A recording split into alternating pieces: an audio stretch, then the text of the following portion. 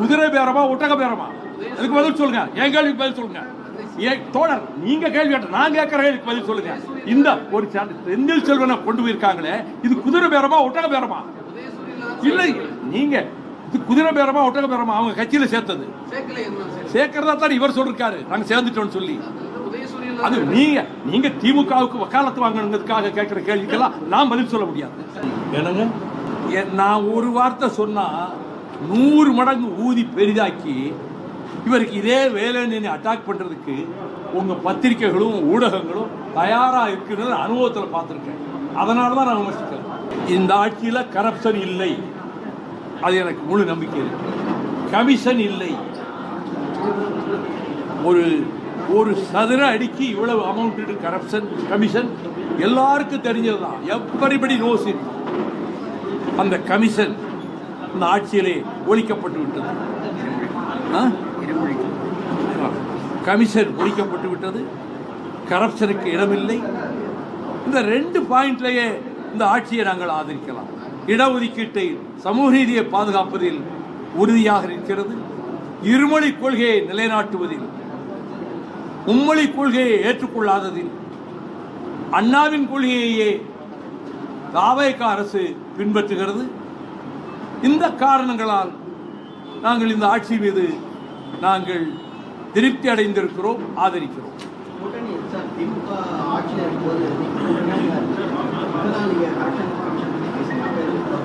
என்னங்க, திமுக ஆட்சியில் இருக்கும்போது நான் ஒரு வார்த்தை சொன்னா 100 மடங்கு ஊதி பெரிதாக்கி இவருக்கு இதே வேலைன்னு அட்டாக் பண்றதுக்கு உங்க பத்திரிகைகளும் ஊடகங்களும் தயாரா இருக்குன்னு அனுபவத்தில் பார்த்துருக்கேன். அதனால தான் நான் விமர்சிக்கிறேன். எங்களை மேல கொத்தி தீக்கிறதுக்கு, கொத்தி புராண்டுறதுக்கு ஊடகங்களும் மாலை நேர அந்த விவாதங்களும் தொலைக்காட்சிகளில் நாங்கள் தமிழ்நாட்டு வாழ்வாதாரங்களை காப்பாற்றுவதற்கு, முல்லை பெரியார் பென்னிக்குக் அணையை பாதுகாத்து கொடுத்ததற்கு, நீட்டினோ 16 வருஷமா வரவிடாமல் தடுத்ததற்கு, நெய்வேலி நிலக்கரியும் தனியார்களும் போக விடாமல் வாஜ்பாய் கடைசியிலே வாதாடி மீட்டு கொடுத்ததற்கு, பெரியார் மையம் இடிக்கப்பட்ட போது பதிலுக்கு இடம் வாங்கி தந்ததற்கு, ஏதாவது ஒரு பிரச்சனையில் எந்த வாரத்திலாவது மறுமலர்ச்சி திராவிட முன்னேற்ற கழகம் தமிழ்நாட்டுக்கு வாழ்வாதாரங்களை காப்பாற்ற எந்த கட்சியும் செய்யாததை மறுமலர்ச்சி திராவிட முன்னேற்ற கழகம் செய்து சாதித்து காட்டியிருக்கிறது என்பதை ஒரு சொல், ஒரு வார்த்தை, ஒரு வரி எந்த தொலைக்காட்சி வாதத்திலாவது யாராவது பேசியிருப்பார்களா? அப்படிதான் எங்க மேல ஒரு காழ்ப்புணர்ச்சி வைத்துக் கொண்டு எங்களை கொத்தி தீக்கிற மாதிரி வாதங்களை வைக்கிறவங்க மத்தியில் நான் ஒரு வார்த்தை திமுக அரசை பற்றி கூட சொன்னா அதையே ஊதி பெரிதாக்கி இவர் குழப்பம் உண்டு பண்றாரு கூட்டணிக்குள்ள ஆட்சிக்கு விரோதமா சொல்லுவாங்க. அதுக்கு ஏன் வாய்ப்பு கொடுக்கணும்னு பேசாம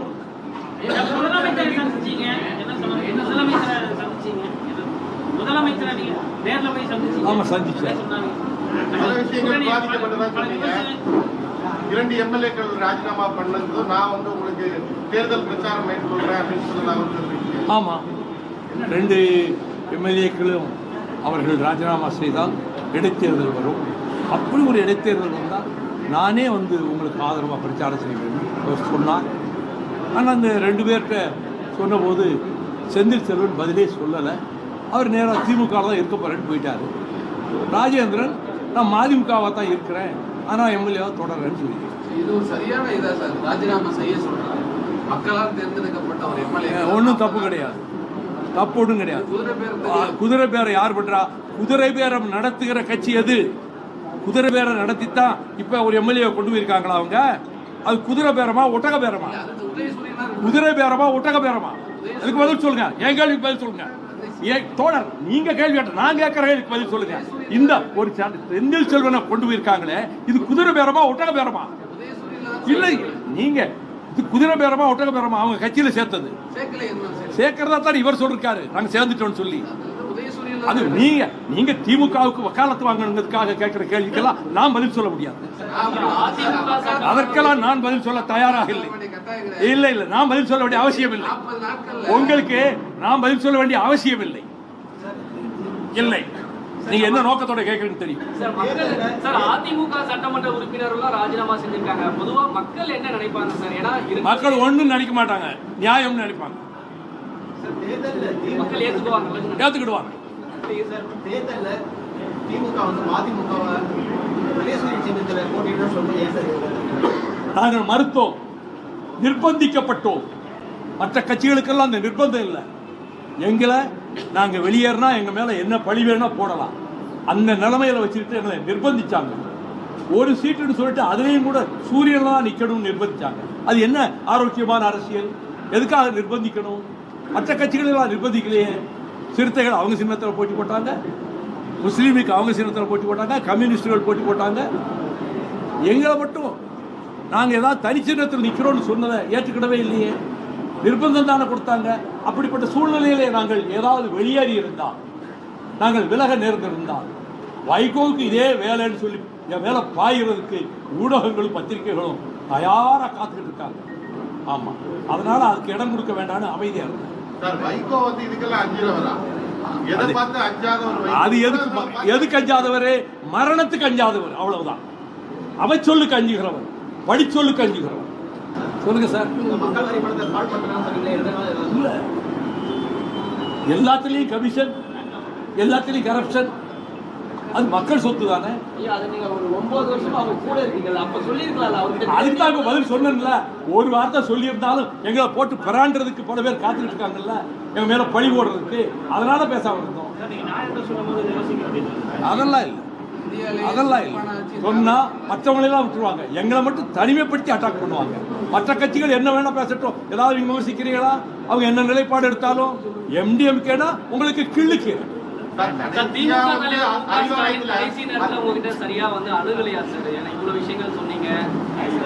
எங்களை சரியாக நடத்தவில்லை. போன உடனே இந்த 4 சீட்டுக்கு ஒத்துக்கிட்டா தான் அடுத்து பேச்சுவார்த்தை. கண்டிஷன் போட்டு நிர்பந்தப்படுத்தி இதுக்கு வந்தாதான் அடுத்த ஸ்டெப்புக்கு போக முடியும். எடுத்த எடுப்பிலேயே நீங்கள் இதை கையெழுத்து போட்டு ஆகணும், அப்போதான் பேச்சுவார்த்தையை தொடர முடியும். இந்த 4 சீட்டுக்கு மேலே ஒரு சீட்டு கொடுக்க வாய்ப்பே இல்லைன்னு ரொம்ப அழுத்தம் திருத்தமா ஆணித்தரமா சொன்னாங்க. ஏங்க சண்டை போடுங்கிறீங்களா அறிவாலயத்துல? அறிவாலயத்துல அவங்களோட சண்டை போடுங்கிறீங்களா? இந்தியாவிலே சிறப்பான ஆட்சி தமிழகத்துல தான் நடைபெறுதுன்னு அன்னைக்கு சொன்னீங்க. எப்போ?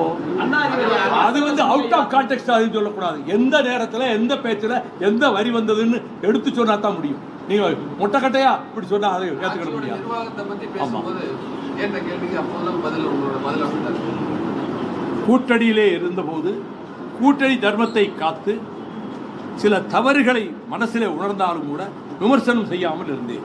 சார், உங்கள்ட்ட பேசுறது யார் சார்? அந்த கூட்டணி பேச்சுவார்த்தை குழுவில் இருந்த நபர்கள். எங்க குழு போச்சு. முன்னாள் முதலமைச்சரே இல்ல, எங்க குழு போச்சு. அவங்க முதலமைச்சர் யார்ட்டையும் பேசலையே, அவங்க குழுவை தானே நியமிச்சிருந்தாங்க. அந்த குழு தான் பேச்சு.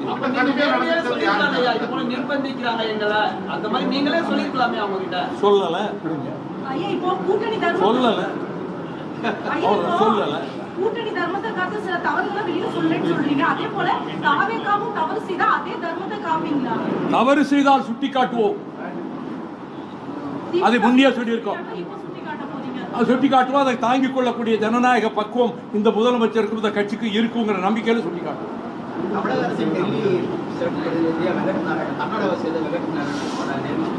அது பற்றி எந்த கருத்தும் சொல்ல நான் விரும்பவில்லை. I don't want to make any comment on that. I don't want to make any comment on that issue.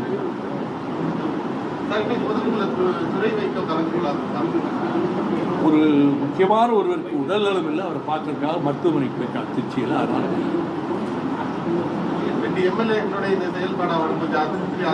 அதெல்லாம் வேண்டியது எதுக்கு அதுக்கு சம்பந்தம் எங்க இல்லை, வாய்ப்பே இல்லை.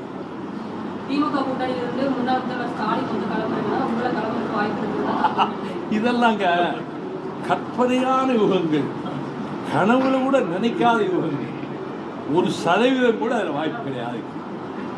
வைகோவாவது அங்கே போய் நிற்கிறதாகும், அதுவும் அவரை அது மாதிரிலாம் தவறு நான் செய்ய மாட்டேன். புதுச்சேரியில கல்யாண நிகழ்வுல கலந்துக்கிட்டப்போ முன்னாள் முதலமைச்சர் வந்து உங்களை கண்டுக்கவே இல்லை, சீமான கையெழுத்து பேசிட்டு இருக்காரு. ஒரு 5 ஆண்டுகள் அவங்களுடைய ஆட்சியில வந்து நீங்க ஒரு கூட்டணி கட்சியா இருந்து சிறப்பா அவங்க தோழமையா இருந்தீங்க அப்படின்றத நீங்க பேசியிருக்கீங்க. என்ன சார் நடந்துச்சு? ஒன்றும் நடக்கும். பொதுக்குழுவில் பேசுகிற எல்லாத்துக்கும் பதவுரை, பொழிப்புரை, விளக்க உரையெல்லாம் பத்திரிகையாளர்கள் கொடுக்க முடியாது. திராவிட இயக்கத்தினுடைய திராவிட சித்தாந்தங்களை அடுத்த கட்டத்துக்கு கொண்டு போய் திமுக எப்படி செயல்படுறீங்க? பல விமர்சனங்கள் இப்படி நீங்க வச்சிருக்கிறீங்க. 2017 மதிமுக திராவிட கொள்கை பாதுகாப்பதற்காக தான் திமுகவோட போறோம், கொள்கை கூட்டணின்னு சொன்னீங்க. இப்போ திமுக எப்படி செயல்படுது? எந்த பிஜேபி இந்துத்துவ சக்திகள் இங்கே நுழையக்கூடாதுன்னு சொல்லி முடிவெடுத்தோமோ அந்த சக்திகளோடு சேர்ந்து கூட்டணி அமைச்சு தேர்தலை சந்தித்த அதிமுகவை ஆட்சிப்படத்திலே அமர வைப்பது, அதுக்கு ஆதரவு கொடுப்பது என்ற ஒரு நிலைப்பாட்டுக்கு திமுக வந்தது என்பது உண்மையாக இருக்குமானால், இது இந்த கருத்தை பலரும் சொல்லியிருப்பதனால நாங்கள் எப்படி அவங்களோட கூட்டத்தை தொடர முடியும்? This is my answer.